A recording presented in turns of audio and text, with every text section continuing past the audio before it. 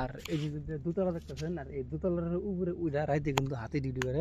যে গাছ কেমন আছেন সবাই, আশা করি সবাই ভালো আছেন। তো আজকে আমি অনেকদিন পরে ডাম্বার নিয়ে আসলাম। তো আমার হাতে এই যে আমার উস্তাদ আছে, তো আমরা গেছি আজকে বালাগাঁও একবারে ভুটান। তো গাছ আমরা সর্বপ্রথমে আগে গাড়ি তেল ঢুকাই নেবো, তেল না ঢুকালে গাড়ি চলবো না, আপনারা জানেনি। গাইস এই যে আমরা আছি বর্তমানে এখন দামরাপাড়া বাজার। তো এর দিকে আমরা দামরাপাড়া পেট্রোল পাম্প থেকে আমরা এখন ফুল ট্যাঙ্কি তেল ভরাই নেব গাড়ি।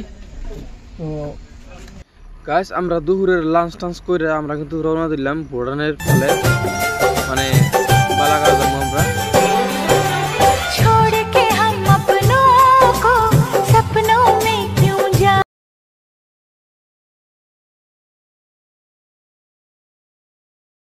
আমরা বর্তমান আইলাম কাইসাবাড়ি পাইছি আমরা। আর সামনে দেখেন আমরা কিন্তু পুরা গহীন জঙ্গলের মাঝখানে ঢুকতেছি। দেখেন গাইস আমরা কিন্তু পুরাপুরি ভুটান পাহাড়ের কাছাকাছি আই পড়ছি। তো এই গাছ গুজালির জন্য পাহাড়টা আউলিত পড়ছে, ভালো করে দেখা গেছে না, কিন্তু আমি কিন্তু আমার খালি থেকে ঠিকই দেখতেছি। আমরা কিন্তু পুরা গহীন জঙ্গলের মাঝখানে আই পড়ছি। আর এই দেন ফাঁকা দিয়ে যে ভুটান পাহাড়ের ইগুলো সিঁড়িগুলো দেখা গেছে। তো আর কিছুক্ষণের মধ্যে আমরা ভুটান পাহাড় পাই যাবো।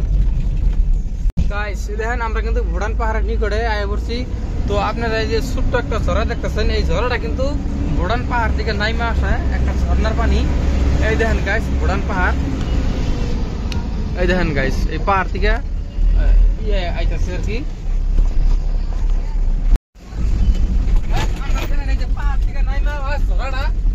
ডাম্বার দিয়ে পার হইতাছি।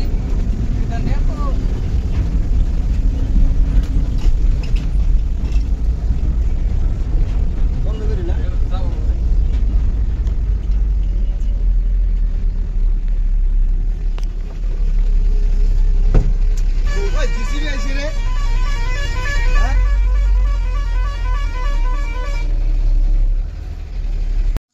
আমরা কিন্তু অবশেষে আমাদের গন্তব্য স্থানে পৌঁছলাম। তো আমরা আছি বর্তমান ভুটান পাহাড়ের নিকটবর্তী এলাকায়। তো আজকে দেখা মনে করে ভুটান পাহাড়ের দৃশ্য। আমরা যখন গাড়ির থেকে নামতেছি, ওয়াও আদুল ভাই ব্লগ ভিডিও বানাতেছি একটা। তো যে আসাদুল ভাই 3 দিন ধরে না খাইয়া পড়ে রয়েছে, জেসিবি ড্রাইভার, তারপরে পগল ড্রাইভার, এরা খিদার ছড়ে হাহাকার করতেছে। গাইস এখানে দেখেন এত গভীর জঙ্গলের মাঝখানে মানুষের কিন্তু কলার গাছের মানে কলার আবাদ করছে। আবার কলার গাছের চারে মুড়া মানে তার দিয়া ইলেকট্রিক তার সিস্টেম করে বেড়া দিছে।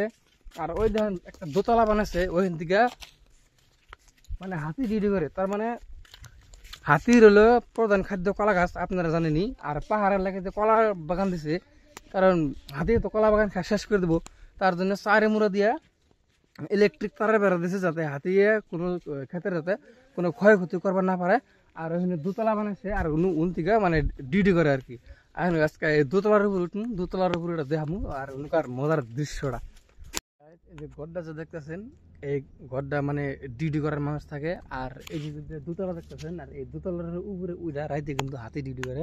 যে তো একজন রাহুল উপরে উঠছে, তো যখন আমি উঠবো সঙ্গ দিয়া ভাই ভাই রাহুল বুর্জ খলিফার উপর উঠতেছি, মনে হইতেছে যে আমরা বুর্জ খলিফার উপর উঠতেছি। আর এর উপর উঠলে কিন্তু পুরা এলাকার দৃশ্যটা পুরোপুরি ভাবে দেখা যাবো, মজা লাগে না?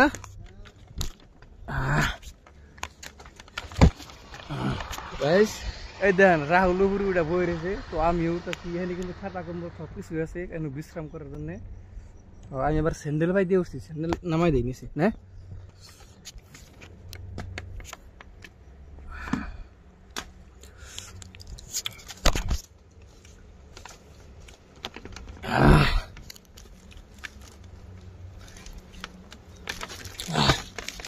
দেখেন গাইস কত সুন্দর করে বানাইছে, আর উপরে এত সুন্দর হাওয়া আর এত মজা লাগতেছে, ঘুমাইলে যে একটা আরামের ঘুম হবো।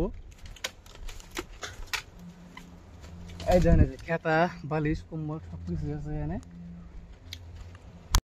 গাইস আপনারা দেখতেছেন ভুটান পাহাড়টা কিন্তু একবারে নিকটবর্তী, মানে আমরা ভুটান পাহাড়ের খুব কাছাকাছি আয় করছি। তো আমরা ইন্ডিয়ায় আছি বর্তমান। আর এই নদীটা দেখতেছেন এটা হলো সংকোচ নদী। আর নানান শাখা মানে বহুত কটা নদীর শাখা আছে, মানে মেলাটি নদীর শাখা একখানা হয়ে একটা সংকোচ নদী তৈরি হয়ে গেছে, এটা কিন্তু সংকোচ নদী। আর এই দেখেন ভুটান পাহাড়, আর এত গভীর জঙ্গলের মাঝখানে যে মানুষের বাড়ি ঘর আছে, মানে আচরিত লাগলো, একদম অদ্ভুত যারা কয় আর কি। আর খুব মজা লাগতেছে। আর এখানে কিন্তু হাতির মানে পুরাই অত্যাচার হয়, মানে মানুষে কিন্তু হাতি পুরাই অত্যাচার করে।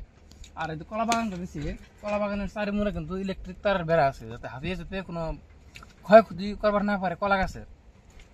কারণ হাতির যে প্রধান খাদ্য কলা গাছ, আপনি তো জানেনই, যার জন্য মানুষে এই ইলেকট্রিক বেড়ার পদক্ষেপটা গ্রহণ করছে আর কি। Wow, beautiful place this is.